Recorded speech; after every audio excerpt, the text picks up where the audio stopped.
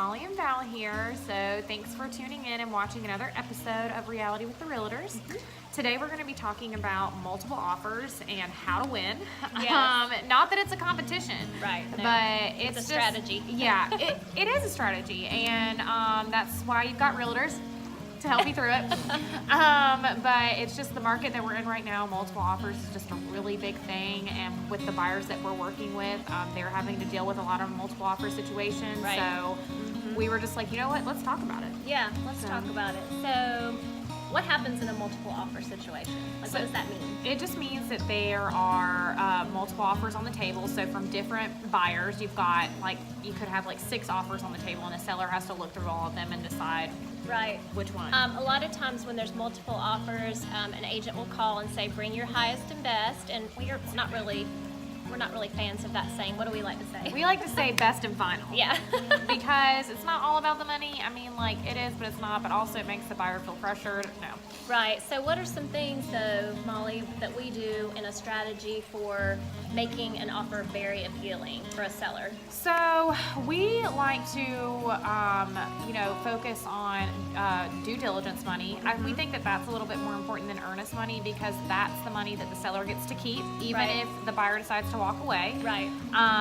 And so it's just they look at that number more than the earnest money. So as a reminder, due diligence is made out to the seller. Yes. And it goes in their pocket. So even if, like Molly said, the contract becomes null and void and they walk away, buyers walk away, then the seller keeps that money. So Yes, that's they do. important. And it has to be paid out of pocket right away. So you need to do what you can afford. You never want to be house poor. So Right. don't put in an offer that's going to be at your detriment. But Right. so it's just when we say these things, don't be like, oh well, crap, I have to put down all this. You don't. Right, exactly. Another thing that we will look at is earnest money. Like Molly said, I don't think that's as important. It is important. It's not probably to a seller as appealing. As the due diligence. As the due diligence. Because they don't get to keep the earnest money. Right, it goes into a trust account. Yeah. So, but that is a number to look at as well. It's a good faith deposit. Right. Closing costs. Yeah, closing costs is another big thing to look at. What are closing costs, Valerie? So closing costs are paid at closing, and typically that is also negotiated. A buyer can ask the seller to pay for closing costs, and if that happens, if you don't have a lot of money out of pocket, you can ask a seller to cover some, part, all of it. But in a multiple offer situation, if you can swing it, then we'll say just cover the closing costs and either offer purchase price or above.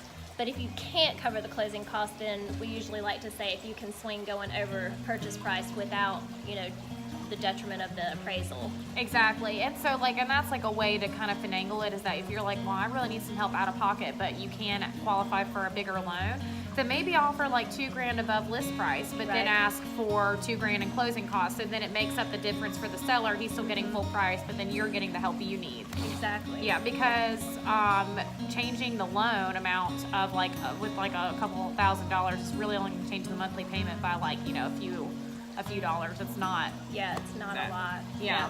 The other thing that you can do that we have heard is writing the letters, Yeah, you can write a letter, and if it's if you've been house hunting for a long time, or you're about to get married and this house just was it blew you away, you can definitely share that with the seller. I mean, it might mean something to them, or it might not, but Exactly. Yeah. never So hurts. There's always ways, little things that you can do to make it appealing to a seller. So those are just some of the things that we like to suggest. But everything is negotiable. So, Exactly. but also remember, it's not a competition. It's not. Yeah. But I think that's it. So, but thank you guys for watching. Yeah, as always. And if you have any questions, let us know. Yep. Thanks. Bye. Bye.